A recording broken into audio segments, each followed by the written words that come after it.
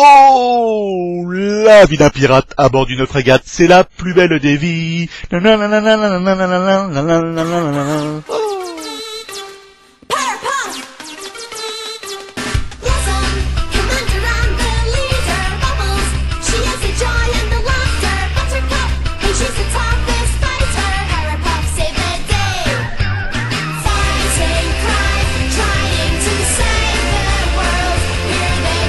Bonjour les comics fans, j'espère que vous avez eu une bonne rentrée. En ce qui me concerne, moi j'ai repris le chemin des cours cette semaine, et oui, feignant rime avec étudiant. Vous aussi, un jour, vous comprendrez. Bref, cette semaine, c'est la grosse sortie des BD du mois de septembre, avec la sortie de Pirates des Caraïbes, la Fontaine de Jouvence, le 4e volet d'une nouvelle trilogie, avec toujours Johnny Depp dans le rôle de Jack Sparrow, le vilain Hector Barbossa, Maître Biggs, le second de Jack, et c'est à peu près les seuls personnages connus qu'on y retrouve. En revanche, on a quand même le droit à la belle Penelope Cruz, qui manie très bien le sabre, Ian McShane dans le rôle de Barbe Noire, un excellent acteur qu'on retrouve dans la série western Deadwood, que je vous conseille, allez la voir. Tout ça avec des croisés espagnols qui portent très bien la moustache, des zombies, de nouvelles malédictions, bref, un bon film qui n'a rien à envier au précédent, est disponible partout depuis le 21 septembre. En fait, depuis le début, je vous parle de Pirates des Caraïbes. Pirates des Caraïbes, mais quel rapport avec les comics? Jusque-là, aucun, à part que c'est un film de Disney. Disney, qui a quand même plusieurs licences adaptées par Boom Comics aux États-Unis, comme Cars ou Les Indestructibles, et qu'on retrouve en format franco-belge dans nos vertes contrées. Ah, déjà, là, je vous intéresse. Pirates des Caraïbes adapté en comic books, peut-être? Eh bien, c'est ce que vous allez voir tout de suite dans la review de Pirates des Caraïbes, les contes du Black Pearl. Je vous serrais bien le crochet, matelot.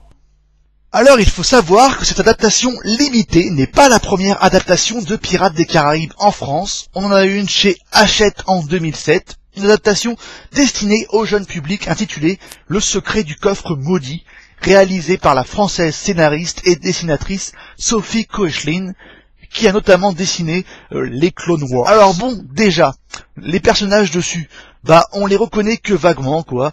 Ils sont vachement caricaturés. Alors disons qu'une caricature de Jack Sparrow, ça ne peut être que médiocre, car c'est déjà une caricature de lui-même. Mais enfin bon, de toute façon, ici ce n'est pas un comic. Le seul comic book de Pirates des Caraïbes à être sorti en France et traduit de l'américain, eh bien c'est celui-ci, Pirates des Caraïbes, les contes du Black Pearl.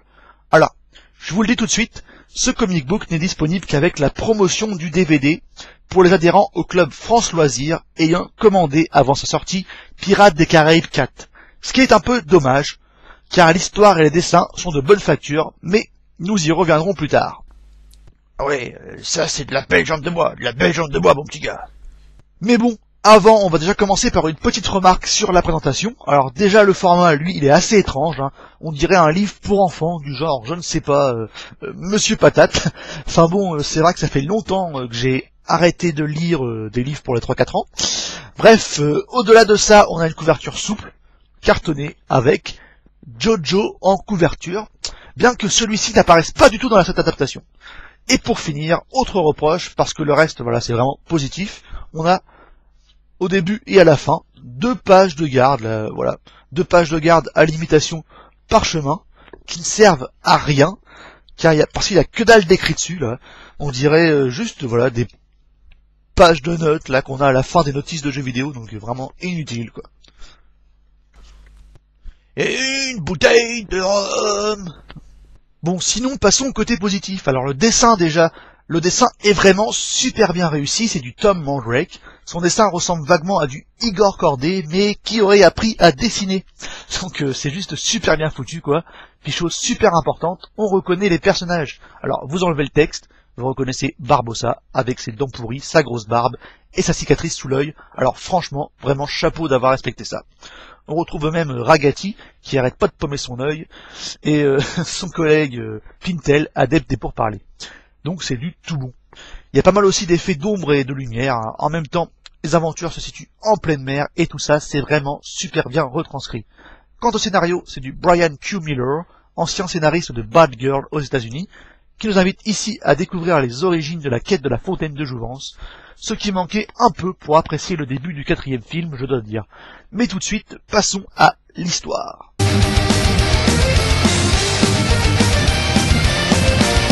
L'histoire est en réalité un prologue au 4e film, c'est-à-dire qu'il nous invite à retrouver l'équipage maudit du Black Pearl et de comprendre pourquoi d'un coup, tout le monde cherche la fontaine de jouvence.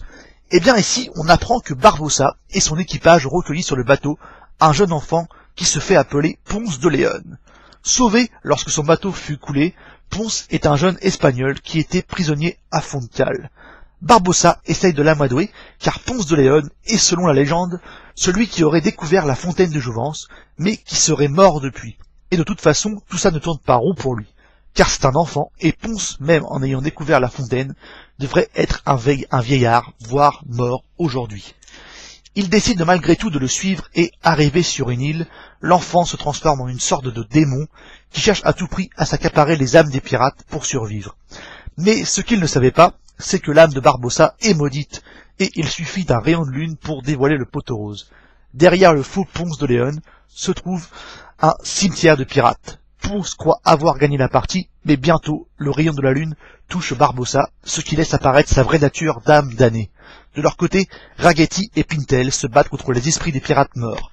Ragetti perd une nouvelle fois son œil, car l'autre couillon n'avait pas remarqué que c'était des fantômes et lui poignarde l'œil avec son sabre. Malgré tout, ils arrivent à capturer le faux Ponce et le jettent en pleine mer, car il a toujours une apparence d'enfant et ne sait pas nager. Alors, est-ce que c'est lui le vieillard qui est repêché par les Espagnols au début du 4e film? Mystère, mais je pense bien que oui.